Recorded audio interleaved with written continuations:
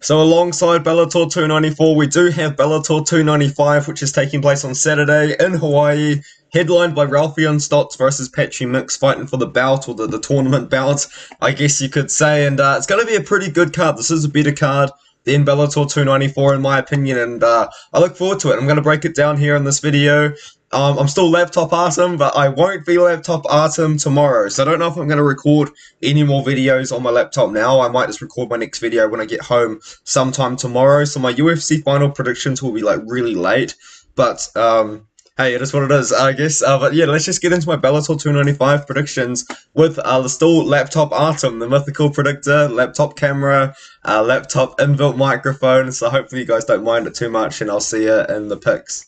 Now, these Bellator prelims are much better than we've had Bellator prelims in the past, but I will still go through them a little bit faster than I will the main card prediction. So the first fight of the night is Aleksandar taking on Masayuki Yuri. I'm going with Aleksandar, but I'm not actually that confident. I was watching these guys expecting Aleksandar to be a wrestler.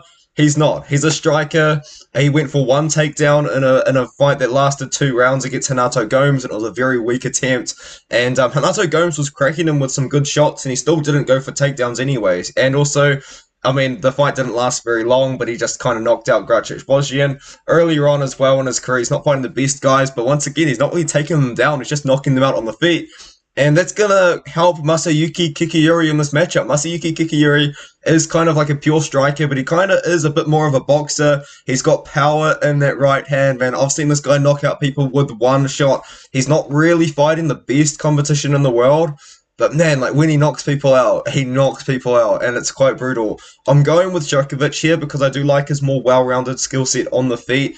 He has gone for one takedown in the fights that I did watch, so he obviously does have some sort of wrestling in the back pocket if things don't go too well, but it's not a very confident pick for me. I'm going with Djokovic. I don't believe he trains at this gym, Storm Gym. I believe he actually trains with Aleksandar Shlemenko at Shlemenko's gym, but I'm going to pick him to beat Masayuki Yuri, but it's a no-bet situation for me. I think Yuri is a very live underdog in this one here.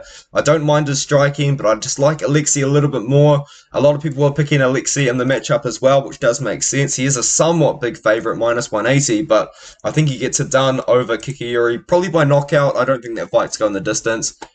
Joanne is taking on Bruno Elon in the next matchup. I'm going with Joanne. She just fought a very similar matchup to Bruno Elon in her last fight. And in fact, in my opinion, a better version of Bruno Elon. She fought Denise Kiholtz, who is also a pure striker because Bruno Elon isn't really going to go for too many takedowns. She did go for a couple of takedowns in her last fight, but for the most part, she does want the fight on the feet.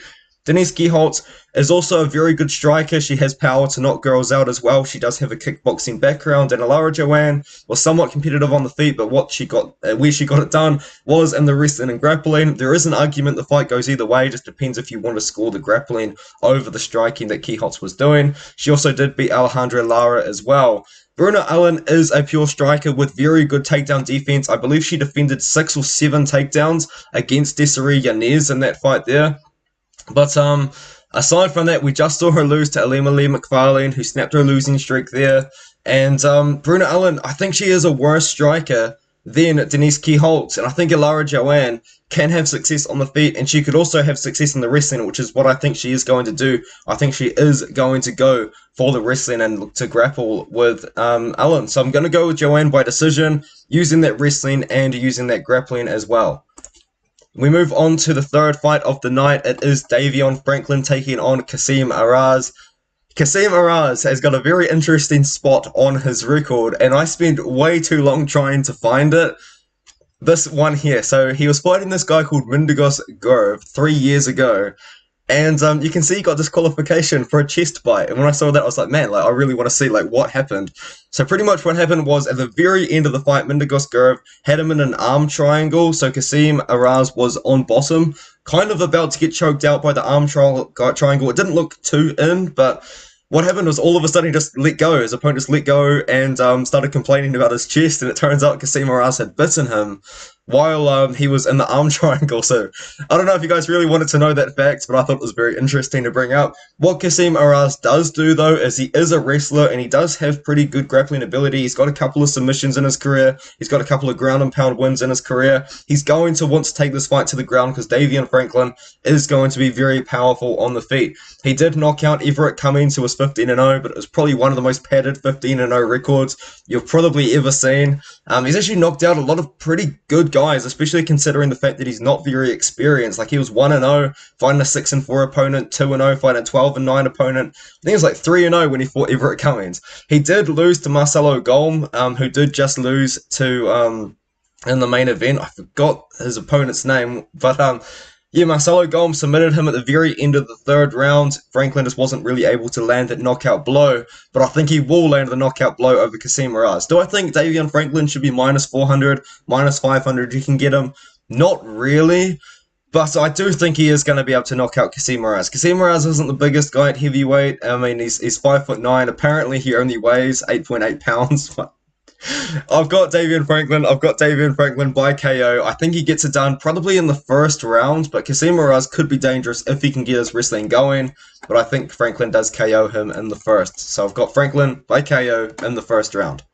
Now, as we move up the card, the next three fights are all not very confident picks. The first one is Bobby King over Elon Cruz. I do believe Bobby King does get it done. I think he's the much more technical striker. He also is from Hawaii. I believe he actually owns a gym in Hawaii as well, so he will be like the home crowd favorite, but that doesn't really influence the pick. What does influence the pick is Elon Cruz's fights after the UFC. You know, we got KO'd in the first round twice in the UFC, but after the UFC, he has looked pretty good. Over Matt Mooney, looks pretty good, but then this fight against Charles Cheeks was so much smaller than him, and Elon Cruz was trying to out-wrestle him. He couldn't really. Cheeks got up easily. He even got it like his own wrestling sort of thing going on as well in that matchup, and then when Elon Cruz couldn't wrestle him, Elon Cruz just started throwing everything at him. He was throwing combinations, he was throwing flying knees, and it wasn't very technical. His boxing was not very technical at all when he was trying to throw down with Charles Cheeks, and I know he did end up getting the KO blow, and he ended up getting the KO blow early on in the Matt Mooney fight, did it in the first round, but he's not as technical as Bobby King. Bobby King, he's got a Muay Thai sort of striking style. He does like to keep the fight on the feet. So Elon Cruz, if anyone wants to take it to the ground, it might be Elon Cruz trying to wrestle with Bobby King. But even then, I think Bobby King could probably outmuscle Elon Cruz in this matchup. I know he is 5'9" to Elon Cruz, who is 6 foot, but Elon Cruz does have a much thinner frame than Bobby King. So although it is a very not so confident pick, I do like Bobby King to beat Elon Cruz here by being the more technical striker, and I like him to win by decision. I feel like if Cruz does beat Bobby King, it probably would be because he landed like a head kick or a flying knee or something crazy, so maybe Cruz could get a highlight reel KO, but I think that Bobby King is going to be the guy that's winning the minutes. I think he's going to be the guy that's winning the rounds, and if he can survive all 3 rounds, I think we can see him win a decision here. So give me Bobby King to defeat Elon Cruz as a slight underdog in this matchup. The next one is Keone Diggs taking on Weber Almeida, and this is another not very confident pick, but I am going to be going with Keone Diggs in this matchup here. He is the slight favorite. I'm not that confident in him to win though, but Weber Almeida, he is like a pure, he's like a karate style pure striker. And he's very low volume. Like, he's got very good leg kicks. He's actually won by TKO by leg kicks. He's got a lot of power in the hands. He's won by KO a lot in his career. But Keone Diggs, once again, is going to be the minute winner. He's going to be the guy that's throwing more volume. And if anyone wanted to get takedowns, it probably would be on the Keone Diggs side. Weber Almeida, he does train with Lyoto Machida. He is a prospect out of there. But he's not a young, up-and-coming guy himself. He's 35 years old. He had a pretty close fight with Ryan Lilly, mainly just because he just didn't throw enough volume. And I think that is going to be an issue in this matchup. I think Keone Diggs is going to be throwing more volume than Weber Almeida. I think he's going to be a lot bigger than Weber Almeida as well. If he can get this weight cut to 145, really good, he is going to be bigger than Weber Almeida, because Weber Almeida's not really that big for 145, and Keone Diggs, I don't think he was that undersized at 155 when I was watching his fights at lightweight. So he has fought at 145 before. He lost to Daniel Roychow. He went back up to 155 to fight Bobby King and Ricardo Seixas, and now he's going back down to 145 for the second time in his entire career. So he's never really been undersized at 155, but if he can cut down to 145, I don't really see why not. And I like Diggs to beat Almeida in this matchup. A lot of people aren't really on the Almeida side. I think if Almeida wins, it's by KO. I don't think he would win a decision over Keone Diggs, because Keone Diggs will be throwing more volume than Weber Almeida, who is a very low volume karate striker who does manage his distance very well, but Keone Diggs, I think, could close the distance and maybe even wrestle. If he really wanted to, he probably could wrestle in the matchup. And now we move on up the card. Sumiko Anaba taking on Vita Asiago. I'm going with Sumiko Anaba. This is probably my least confident pick out of those three. I don't really like Sumiko Anaba too much in the matchup, but after watching the fights, I do think she can get it done, because she does have a very well-rounded style, but she does like to get the fight on the ground and control on top, and also throw up ground and pound and submissions. I mean, she did submit Randy Field, which has aged somewhat well since Randy Field's won a couple of fights since then in Bellator, but then, she's beaten two girls with losing records. Bellator obviously just trying to build her up a little bit, and now they're giving her Vita Asiago, who's actually ranked very highly in the Bellator rankings. I believe she's in the top 7 at Bellator right now, so this is a big step up in competition for Sumiko Anaba. But she is Bellator's A side. I believe she's from Hawaii. I believe she's had her whole career in Bellator as well. Vita Asiago is going to be dangerous, though. She's got a couple of guillotine wins, especially one recently against Vanessa Porto. So Sumiko Anaba, when she is shooting for those takedowns, she's going to have to be careful. But I think what Sumiko Anaba should be able to do is take down Vita Asiago and control on top and also on the feet. I think it should be pretty close as well. But the problem is with me and Sumiko Anaba, our last opponent had a 2-5 record, and Anaba just made it too close. Like, she just made it way too close. Vita Asiago would probably have finished that opponent. So I'm going with Sumiko Anaba by decision, but it's a rough one, man. Everyone, like 91% are on the Anaba side. It's women's MMA. I'm pretty bad at predicting women's MMA, and I know everyone, like, Bellator probably wants Anaba to win, but even then, like, Vita Asiago has beaten much better competition. She's fought much better competition as well. Vanessa Porto is 23-9 and fought everyone. Desiree Yanez was 5-2 at the time, 8-3. Alima Lane McFarlane was 9-0 at the time, so it's just kind of one of those fights where it's like, Anaba is obviously kind of probably being the one that Bellator wants to win, but Asiago really could win as well. I've got Anaba, though. I think she should be able to get it done. So now we move up the card. You've got Kaikumaka III taking on Adley Edwards, and I do like Kaikumaka III to win this matchup. He was from Hawaii, and he's going to be fighting in Hawaii, so he's going to have the home crowd advantage here. But Adley Edwards, I believe he took on Aaron Pico on short notice, so he did miss weight because of that, and he did kind of get beaten up pretty badly by Aaron Pico in that one. Pico just looked really, really good, but, Adley Edwards before that, he was coming off a pretty good win over Josh Harvey in the first round at XMA, which is a promotion I am a big fan of. They put on great fights, but I do like Kaikumaka III here. He's going to want to keep the fight on the feet because Adley Edwards might want to take it to the ground. But on the feet, Kaikumaka III is very fast. You could argue that he did beat Justin Gonzalez. I picked him to beat Justin Gonzalez. I do think Justin Gonzalez won, looking back at it, because Gonzalez was landing more volume. But it was a close fight. It really was a close fight. You can understand why someone would score it for Kamaka. But he come back. He won by KO over Kevin Bohm. I don't think he's going to be able to knock out Adley Edwards here, though. Kaikumaka III, he is a guy that has very close fights. In the UFC against TJ Brown, you could argue probably should have won that fight. And then in the Danny Chavez fight as well, you probably should argue he could have won that fight too. He just kind of ends up having close fights. I think this one here, it's going to be another close one.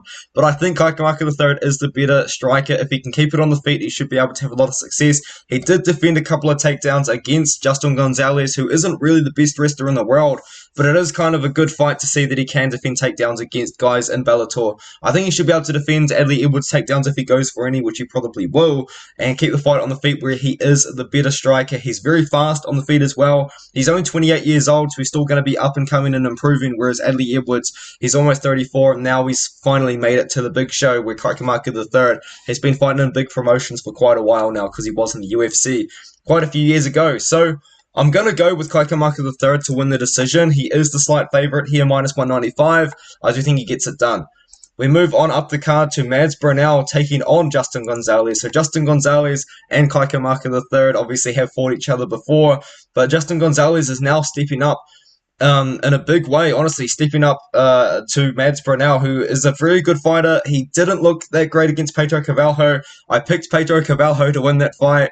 A lot of people that watch my videos did not like that Pedro Carvalho pick, but I made it anyway, and hey, it looks pretty good, didn't it? Pedro Carvalho almost finished Mads Brownell in the third round, but Brownell was shooting a lot of takedowns, and he wasn't getting all of those takedowns either, so he kind of gassed out a bit, and Carvalho was tired too, but yeah, it was a very high-paced kind of fight because Brownell was going for so many takedowns, and when he does chain wrestle or go for takedowns consistently against someone like Justin Gonzalez, I think he's going to be able to get them. I do think Brownell will be able to take down Justin Gonzalez and win this matchup. I think he should be able to beat Gonzalez here. I haven't been the best at picking Gonzalez's fights because I did pick Kaikumaka III to beat him, but I think that Mads Brownell should be able to beat Justin Gonzalez here. I've had a pretty good pick rate with Mads Brownell. I mean, I picked Pedro Carvalho to win as an underdog there, and that wasn't a very popular pick.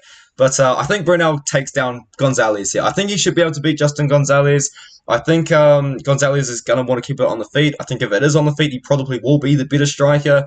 But I like Brownell's ability to take down Gonzalez. How many times did I take down Gonzalez in that couple of minutes? Probably too much. But let's move on. You got Yancy Medeiros taking on Charlie Leary, and Yancy Medeiros snapped a pretty big losing streak. You know, he had a pretty bad run in the UFC towards the end of his UFC career, and then he come back in Bellator and he beat Emmanuel Sanchez, and that's a pretty good win. And in my opinion, that's probably a better win than Charlie Leary. You know, Charlie Leary's been in Bellator for a long time. He's fought in the UK cards in Bellator for a long time. His last fight was against Soren Beck, who is a very good fighter, and you know, he's got very good wins himself, but he got KO'd by Davey Gullen, the guy that, Rolling Thundered Ross Pearson into retirement, which is absolutely insane. But I like Yancy Medeiros to beat Charlie Leary. Yancy Medeiros is from Hawaii. He's going to be the guy that is going to be cheered. He's also the younger guy in the matchup as well, which isn't probably something that Medeiros is going to have an advantage over for a lot of opponents because he is 36 years old himself, or almost 36 years old himself. I think he beats Charlie Leary. I think he beats him by decision, probably in a similar manner than he did Emmanuel Sanchez, probably mix in all of his skill set there. I like him to beat Charlie Leary. Charlie Leary hasn't looked good in a long time. The last time he won was over Keith Crosby, which was 2.5 years ago. He's 40 years old. I mean, Yancy Medeiros is still only 35. He's still got time to make improvements in his game, whereas Charlie Leary is 40. He's kind of on the end of his career. So I like Yancy Medeiros to win this matchup. I think he gets it done.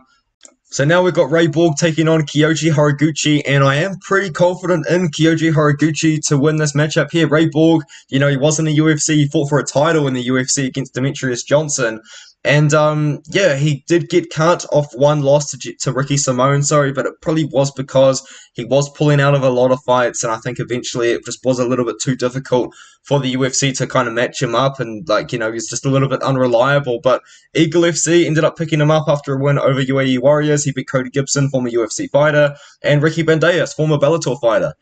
But that Ricky Bandejas fight was way too close, man.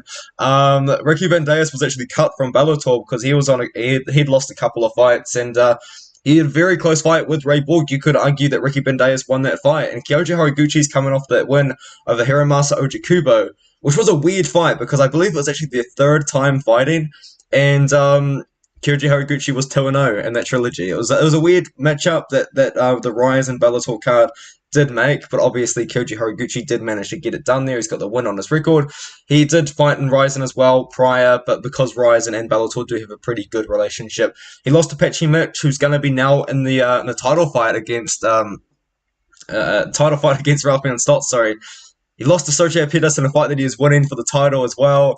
I like Kyoji Haraguchi. This guy's been fighting better guys recently. He's been looking better against these people recently. Ray Borg, that close fight with Ricky Bandejas. If he can get it done over Kyoji Haraguchi, He's probably pretty close to the title himself, honestly, but I do believe Kyoji Haraguchi will be able to get this one done. It is at flyweight as well, which is not really something that Ray Borg can make. I mean, Ray Borg's missed weight a lot in the past at flyweight, so it'll be interesting to see if he can make that weight class, but I think he should be able to. I think he should be pretty good, but I really do like Kyoji Haraguchi in this matchup, especially at flyweight as well. So I think he should be able to outlast Ray Borg. Ray Borg has struggled to make 125 quite a bit in his career in the past. So yeah, give me Kyoji Haraguchi to win a decision in this matchup.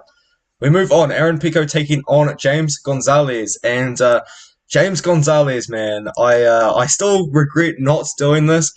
I said in the Cody Law fight that I would not be surprised if James Gonzalez got it done, and James Gonzalez was like a massive underdog.